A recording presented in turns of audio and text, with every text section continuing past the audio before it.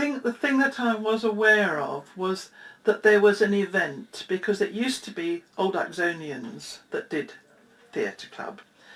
Old Oxonians were people who went to what was the Uxbridge County School that became Bishop's Holt. And during the war, obviously, a lot of the men of that age were away. So after the war, the Old Oxonians, the powers that be, said, well, now the war's over and all these men back, you've got to be a proper Old Oxonian if you're going to be in the Dramatic Society. Now, when I think about it, I can remember these kind of great debates and discussions about whether they would stay as the Old Oxonians. And then I think something absolutely ridiculous was said, well, they can be in the club, but they can't act on the stage. So it was at that stage that people started thinking, well, perhaps we'll form our own theatre group. What the idea was that Uxbridge needed a theatre, and the new dramatic group, the new theatre company, the new players was going to be the group that got the theatre for Uxbridge. Argosy was born, and the Golden Fleece that they were going to go out and quest was the theatre for Uxbridge. That's how Argosy kind of transformation scene, if you like, from the Old Oxonians to Argosy players. The first production was Midsummer Night's Dream, that Kit, my mother, directed. Marion was Titania, and I was that fairy in the middle of the front row there. So that's how it started. Marion and Kit, between them, they were Argosy. They chose the plays and they chose the actors, and they produced many of them, or they certainly told the producers what to do. They educated us all in the art of the stage.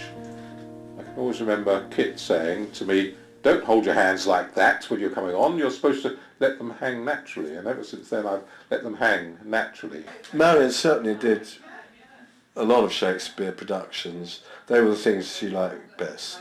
And I also remember, it wasn't me, but somebody said to her, Marion, I don't understand this line, what does it mean? And she said, well, it doesn't matter what it means, it just sounds so beautiful. And that was typical of Marion. Marion, of course, was an actress as well. Kit didn't act. She could have acted, she was very good, but because she had suffered from polio, she chose not to appear. But Marion did. She made a very good Lady Bracknell in a production of importance where I was Algernon, so she was my Aunt Augusta. Argosy kind of happened around me, because if you're 8, 9, 10 years old, you're not aware that there's Argosy over there. It kind of happened in the family and the friends and everybody that was there.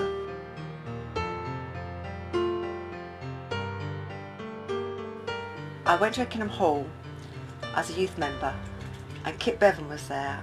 Kit had this wonderful perception of people, and she just thought, yeah, come on, Elaine, have you been interested in costumes? And she got me involved in the Love of Four Colors as a friend of mine, Mandy.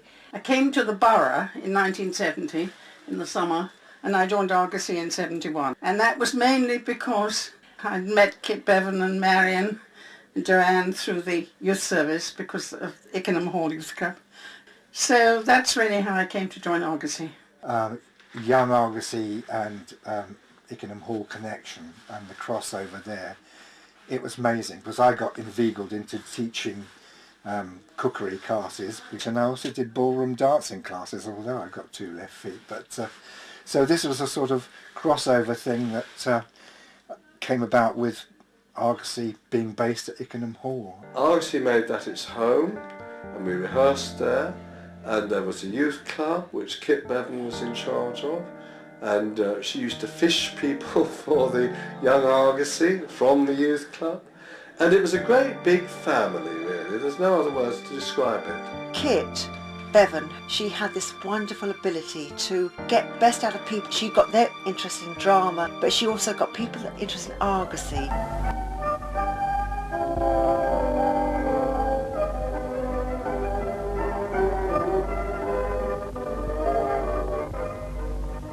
Oh, Cecily, I hope I will not offend you if I state quite frankly and openly that you seem to me to be in every way the visible personification of absolute perfection. I think your frankness does you great credit, Ernest. If you will allow me, I will copy your remarks into my diary. Do you really keep a diary? I'd give anything to see it. May I? Argosy were also a very committed people, and I remember right from the word go we were told you must always be as professional as you can be. I know we were amateurs, but you never thought of amateurs, you had to be professional. And from there on I went on to do lots of roles. My main thing really was costumes, and I used to have in the end a room in Ickenham Hall, and I used to do the costumes. Argosy has been fun. They taught you a lot. We did lots of musicals, which was really what I liked. And we particularly, Peter directed them. I also got lots of fun parts. Argosy, the first group I'd met who took it seriously and did serious plays. They did a Shakespeare every year, they did comedies, they did classics, restoration comedies. Their full range generally opened up the whole field of theatre to people, young people who joined them.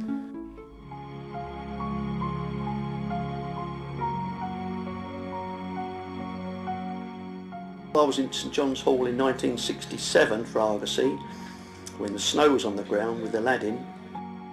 The thing with St John's Hall was to get to one side of the stage and the other, you had to go out one door, run round the back of the hall in the open air to come on the other side of the stage. If it was a winter show, it meant that they had to build a walkway of scaffold poles which reached from one side of the building to the other so that people didn't get wet going from one side to the other.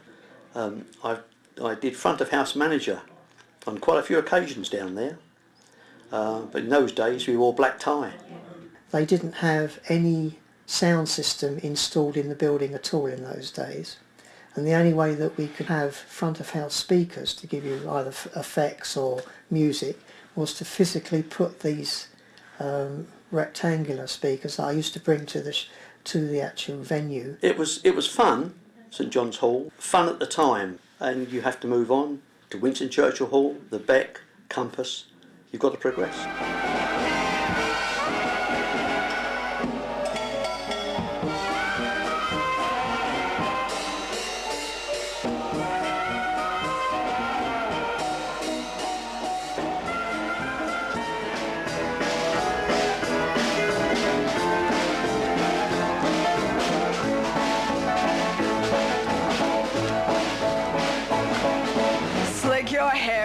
Buckle shoes and all that jazz. I hear that Father Dip is gonna blow the blues.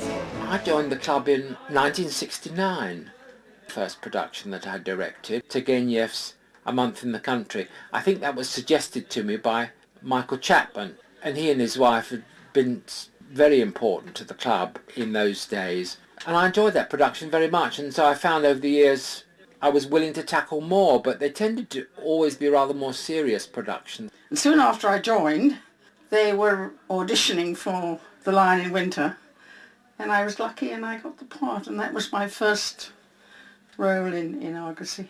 Very soon after, I did Five Finger Exercise with Pam Strudwick, Rod Newman, and Bernard, and Chuck. Kit said, would you like to be in our next production, because it's the 21st anniversary and it's under Milk Wood. So I was Mrs Ogmore Pritchard, and Mike Huntingdon was, I can't remember which way round it was, but he was one husband, dead, and Robert Webb was the other one, also deceased, and they were so good, these two guys, so good to act with. But I think for me the star of it was Peter Bulfin, but he had to say ground glass, and it was just the way he said it. One of the first things that I found out about Argosy was that there were a great deal of characters in the club, and it started with that first production of Toad at Toad Hall. David Harley played the part of Toad, Keith was Badger, and Rod Newman, I think, played Molly, a little balaclava, I remember. One of my favourite ones, actually, was Jack the Ripper, and I really did enjoy that. And it was one of the most enjoyable things. They were beautiful songs, absolutely fantastic songs, and I did like it. It was all nice and sleazy. I was introduced to Argosy by Mardell in 1974 when he took me along to a rehearsal of an Italian straw hat. He knew that a large crowd of people was needed for straw hat and persuaded me to just have a look at it. And I left that day a member of Argosy Players taking part in a production.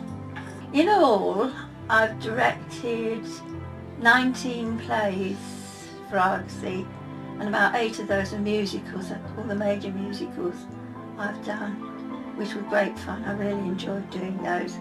Having broken my hip, it put me out of the acting field, besides which I couldn't remember the lines anymore.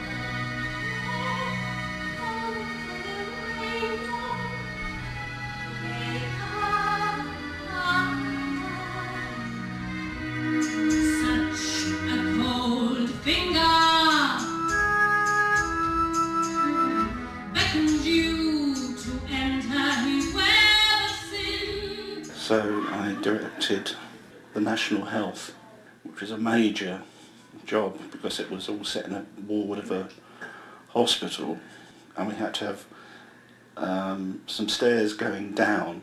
So we had the open pit with stairs going down, and we had to carry people down there.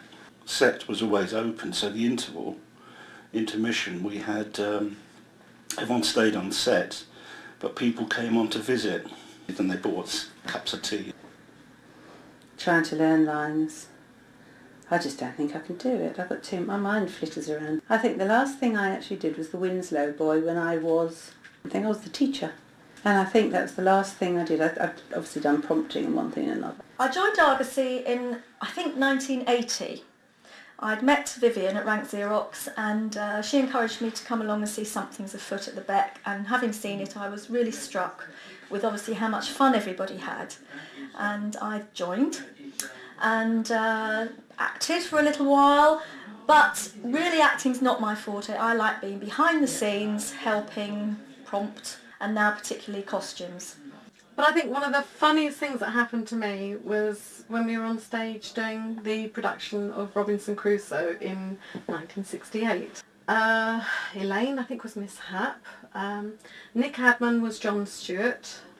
And the two henchmen was Les Kingham and Kenny Nichols. And we had to do these high kicks. The James Bond music was going. Kim did her high kick. I did mine.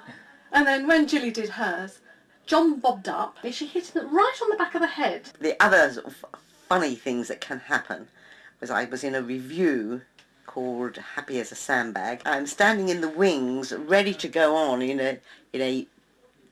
as a char lady, or the tea lady really, with the tea trolley and the turban and the overalls. This is wartime we're talking here. And as I'm standing there with my trolley and my turban, all ready to go on, a scene starts on the stage where they're all in uniform singing round the piano, and I realise I should be in that scene. And here I am, completely wrong outfit. I also got told off for that.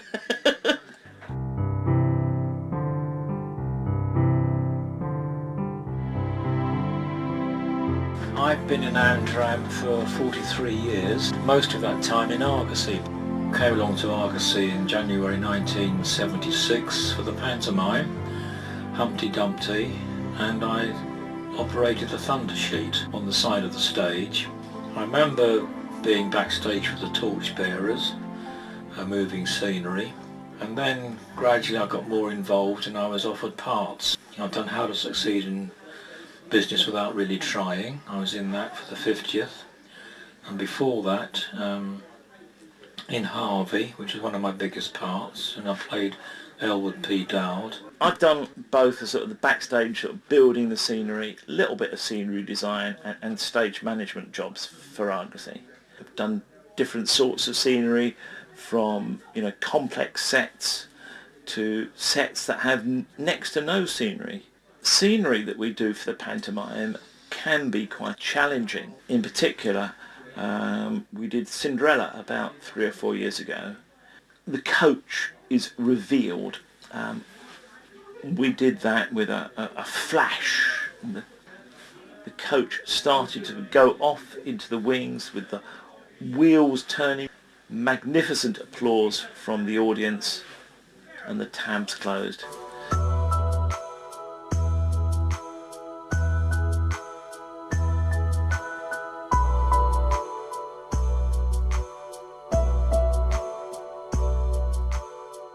I've made banister lights that came down and killed people. I've made coffins. I've made coaches, Cinderella coaches with lights going around. I've always been fascinated by how many people are involved, how much effort they put into it, painting it and so on. So whenever I direct a play, the first thing that I do, absolutely the first thing, is get it clear in my mind how it's going to look. How do you cope with so many different scenes in the one play? Over the years, I've always collected images. If I see something in the paper which I think, oh, that's useful, a reference, I cut it out. And I definitely remembered having in this collection, and it was a man sitting on a park bench reading a newspaper. Everything was covered with newspaper. So I thought, rather than, for example, have 3 different desks, and it would be easy just to have one desk and sort of neutralise it and unify the whole design by covering everything with newspaper. What you back at Harder for? I was just having a chat with my mates. We've no time for that. As you know, my dear step, Dorothy, Chameleon and Imelda have gone to London. I wonder if the zoo will keep them this time. Every year I did pantomime, and that's my abiding memory as a child, is actually doing the pantomime, going to all the rehearsals and being able to stay up late. When I was about 5, my parents were in Oliver, and my mother was Nancy, and my father was Fagin, and I thought they were the best. I thought they were, I just thought they were just enormous stars of the stage. And I didn't know the story of Oliver, and of course Nancy gets killed. And so on hearing this, and I was with my grandmother and my older sister, and on seeing my mother fall down dead, supposedly on stage, I ran down the centre aisle and sort of, I could just about see onto the stage. And I said, "You've killed her! You've killed my mummy!" And I could just about see my mother on stage going, "Go away! Go away, I'm not dead, go away." I wasn't even an adult. I was 17 when I directed my first pantomime, which was Dick Whittington, in 2005. The club supported me as a director and a producer. I remember starting out in more or less before the panto the year before it finished, and it all went from there really. I got the music together, I got a good production team together.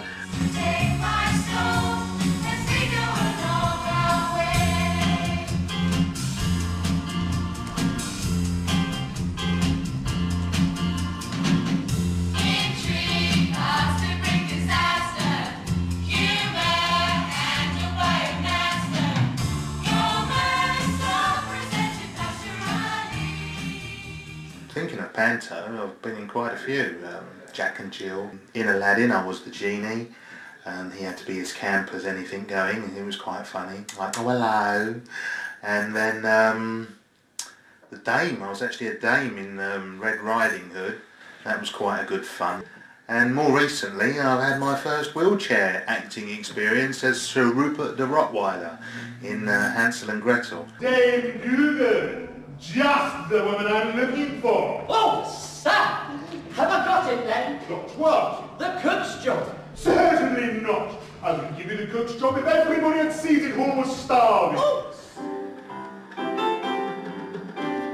As the role of the pussycat in Dick Whittington, very challenging role because it was mime. And to get this role, I had to kind of concentrate on everybody's pussycats in the neighbourhood, get down on all fours and actually listen to them meow, watch their reactions, and therefore portrayed that on stage, which is very difficult, very challenging, very fun to do, except all the cats in the neighbourhood tended to run away every time I got down on all fours and went anywhere near them.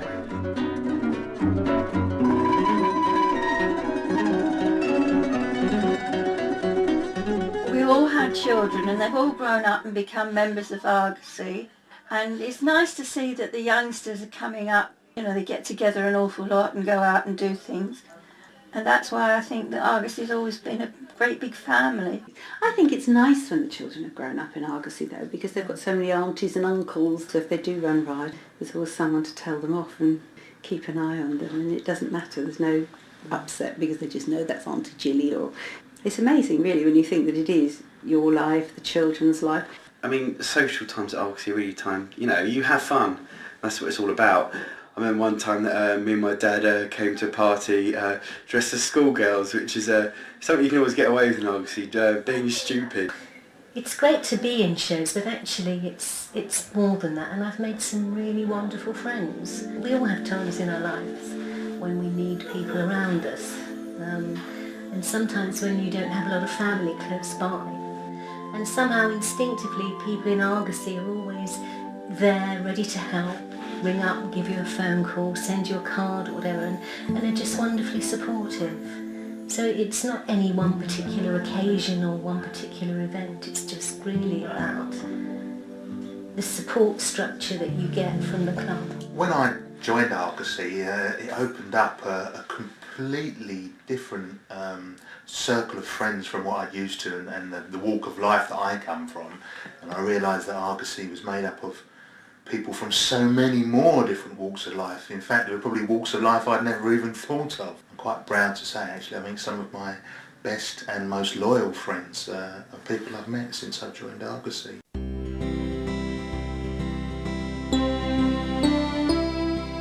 It's wonderful. I get to be the most foul woman in the world. All the things that you would never dream of saying to people, all the insults that are just so outrageous. This awful woman has the most amazing put-downs, and she just spreads her vicious tongue all over her children. It's a gift. The script is wonderful. It's very funny.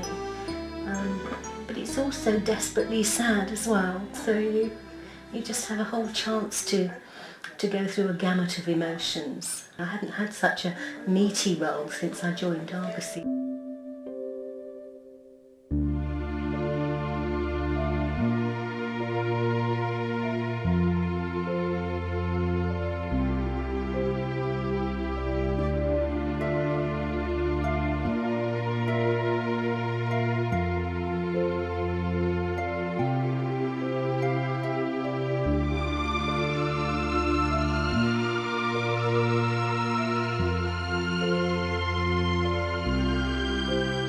The best thing about being in Argosy is opportunity to express yourself, to get out there and do things that you haven't done before. It was such a nice, happy place to be, Argosy. The people there are lovely. For me, I mean, it has to be the pantos. I mean, I don't think Argosy would be Argosy without the pantos. Argosy is a very special place in my mind.